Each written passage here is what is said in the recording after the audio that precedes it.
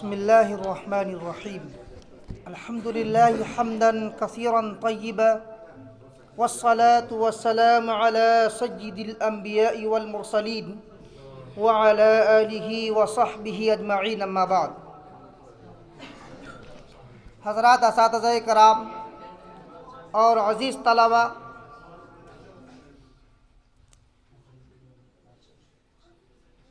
دارالحکمت 2012 سے چل رہا ہے.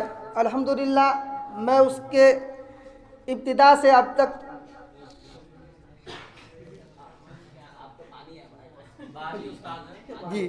ابتدا سے لے کر کے آج تک میں آپ کے ساتھ ہوں. اور جو طلبہ ہمارے ساتھ ہیں، ابھی جو 10 طلبہ ہمارے شروعاتی دور سے اب تک میرے ساتھ ہیں، وہ تمام حضرات ہم کو جانتے ہیں. اور شروعاتی دور میں جو پریشانیاں آئیں وہ تمام لوگ ان سے واقف ہیں کہ شروع میں جو ہے جب حفظ کے پروگرام کے ساتھ عربی کے پروگرام کو شامل کیا گیا تو بہت ساری پریشانیاں آئیں، اور اس سے ہم تمام لوگوں نے جوجھنے کی کوشش کی اور جھوجا اور پریشانیاں اٹھائیں.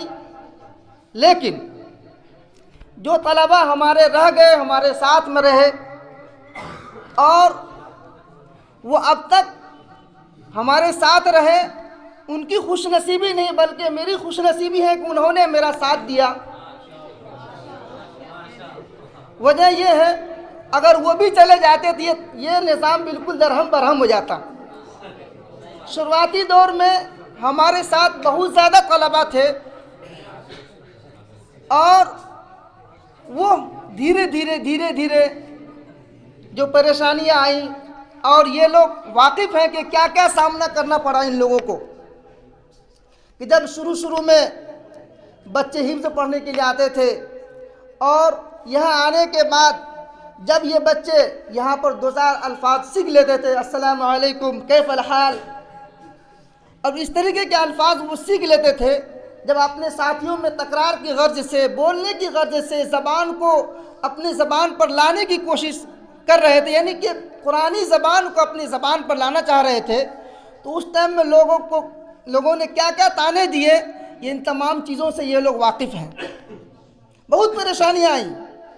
لوگ یہ کہتے ہیں کہ دیکھو یہ جو عرب سے آیا ہے اس کی حوصلہ افزائی کیا ہوتی، کہ بیچارے یہ سن کر کے بالکل بدظن ہو جاتے تھے، دل کے اندر کیفیت ہوتی تھی، وہ پریشان ہوتے تھے.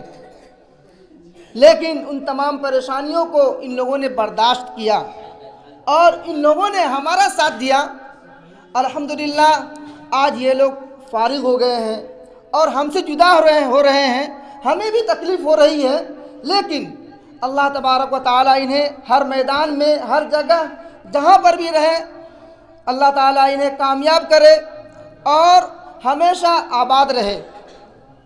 دوسری بات مجھے یہ کہنی تھی کہ حفظ کے نظام میں یہاں پر جو نظام چل رہا ہے اس کے اندر آنے سے شروعاتی دور میں پریشانیاں ہوتی ہیں، لیکن الحمدللہ اس سال تو کچھ زیادہ ہی بچوں نے کمال کر دیا کہ الصف الاول حفظ کے بچے ہیں، الصف الثانی حفظ کے بچے ہیں، جبکہ ہمارے یہاں کا جو ٹارگیٹ تھا کہ کم سے کم بچے 3 سال میں حفظ مکمل کریں گے، اس کے بعد ہم جو ہے انہیں 1 سال دور کرائیں گے، 2 سال دور کرائیں گے، اس کے بعد الصف السادس میں جانے کے بعد باضابطہ انہیں عربی کی تعلیم دی جائے گی.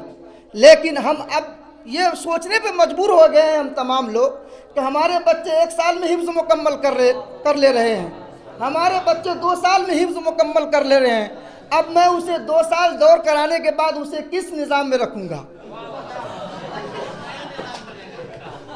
ایسا محسوس ہوتا ہے کہ ہمیں اس کے لیے 5 سال کے بعد کا وہ عربی پروگرام کرنا پڑے گا.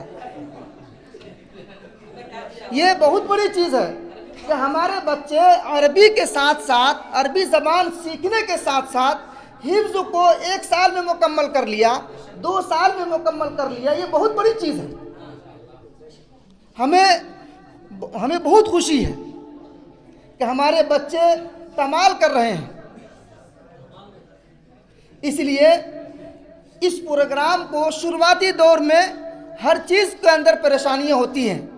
उस चीज़ को उसमें ढालने के बाद लोगों को भी परेशानी होती है, नई चीज़ें होती हैं। लोग कहते हैं कि अरबी के साथ साथ वो कैसे हिफ्ज़ करेगा, अरबी पढ़ेगा कि अरबी याद करेगा कि वो हिफ्ज़ याद करेगा, क्या याद करेगा। मेरे दोस्तों, मेरे भाइयों, मेरे बच्चों, मैं तुमको एक चीज़ बताता हूँ, तुम लोग खुद इस चीज़ों को देख रहे होगे कि हम लोग कभी हिफ्ज़ और अरबी में कोई तकरार नहीं रखते हैं। वो क्या है कि जो बच्चे हमारे अरबी पढ़ते हैं, जैसे सिंधी बात की सीडी हो गई, दीगर दूसरी किताबें हो गई, उनको हम ये नहीं कहते कि तुम कमरे में जाओ और इसको रट्टा मार करके ले आओ, हम उसको फिर याद करवाएंगे, और फिर तुम याद करके नहीं लाए तो फिर तुम्हारे ऊपर जो है, समझ ही गए होगे हाँ कि नहीं।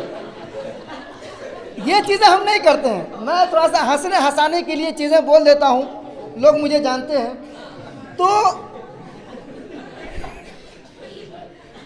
मेरे कहने का मतलब ये है कि हम उनके ऊपर जोर नहीं डालते हैं, हम उसे बहुत प्यार से, मोहब्बत से सिखाते हैं और उन्हें ये कहते हैं कि तुम यहीं पर जो तुमको याद हो जाए सुना दो, नहीं याद हो कोई बात नहीं है, कल याद होगा, दूसरे दिन याद होगा, तीसरे दिन याद होगा, लेकिन आम तौर से बच्चे उसी वक्त सुना देते हैं। उनको इस हिसाब से हम पढ़ाते हैं, प्यार और मोहब्बत देते हैं। और बाद मर्तबा बहुत सारी चीज़ें हम लोग करते हैं ऐसी जो बच्चे क्लास में मनोरंजन करते रहते हैं, और हम उनको ऐसा नहीं करते हैं कि बस तुम जाओ हिफ्ज़ में और वहाँ जा कर के तुमको कुरान याद हो ना हो, हमको उससे लेना देना नहीं है, मेरी किताब याद होनी चाहिए। ऐसा हमारे यहाँ निज़ाम नहीं है, बल्कि हमारे यहाँ निज़ाम ये है कि बच्चे जो हिफ्ज़ के बच्चे हैं वो कोई नहीं कह सकता कि मुझे इतना सबक दे दिया गया कि मैं कुरान शरीफ याद नहीं कर पा रहा हूँ। अगर वो ऐसा हमारे असातिज़ा करते तो बच्चे हमारे 1 साल में हिफ्ज़ मुकम्मल नहीं कर लेते, हमारे बच्चे 2 साल में हिफ्ज़ मुकम्मल नहीं कर लेते। वो रिकॉर्ड जो हम लोगों ने बनाया था, एक चीज़ हम लोगों के जहन में थी कि 3 साल में बच्चा हिफ्ज़ मुकम्मल करता है, और आमतौर से करते भी हैं। तो हम लोगों ने ऐसा नहीं किया कि उनको जो है हिफ्ज़ छोड़ा करके उनको अरबी में लगा दिया, नहीं, बल्कि वो हिफ्ज़ भी करेंगे, कुरान भी समझेंगे और कुरान की ज़बान भी बोलेंगे, लेकिन संजीदगी के साथ, प्यार से, मोहब्बत से हम तमाम चीज़ों को ले करके चलते हैं। और यही नहीं बल्कि हम तमाम लोग अरबी के साथ साथ उसके अंदर उलूम भी पढ़ाते हैं, और जो है रियाज़ियात भी पढ़ाते हैं, और सिंध बात जो अरबी बोलने की आमतौर से ज़बान है उसको भी हम बोलने के लिए बाज़ाब्ता सिखाते हैं कि तुम अरबी बोलो। और शुरू में परेशानियाँ आती हैं, हर चीज़ के अंदर परेशानियाँ आती हैं, धीरे धीरे हम एक चीज़ को हम तमाम लोग गौर करें कि कुरान शरीफ हम जब याद करते हैं तो आखिर के जो पारे होते हैं, जैसे अम्मा पारा हो गया या 29वां पारे हो गए या 28वें पारे हो गए, ये आसानी से याद हो जाते हैं। इसकी वजह क्या होती है? इसको हम बार बार नमाज़ों में सुनते हैं। इसको भी छोड़ दीजिए, एक जाहिल आदमी के लिए आप सोचिए कि जुमा के दिन खुतबा होता है, जुमा की नमाज में जैसे ही इमाम साहब अपने दूसरे खुतबे में ये कहते हैं वाला ज़िक्रुल्लाह अकबर, मुक्तदी जितने भी होते हैं वो सब खड़े हो जाते हैं। क्या उनको अरबी मालूम होती है? नहीं, बल्कि जैसे ही ये शुरू होता है इन्नल्लाह यअमुरुकुम बिल अदलि वल इहसानि व इताइ ज़िल कुर्बा, कुछ लोग पैर उठा लेते हैं जल्दी से। जानते क्यों? उसकी वजह ये होती है कि वो बार बार उस आयत को, उस अल्फाज को सुनते रहते हैं, उनको याद हो जाता है।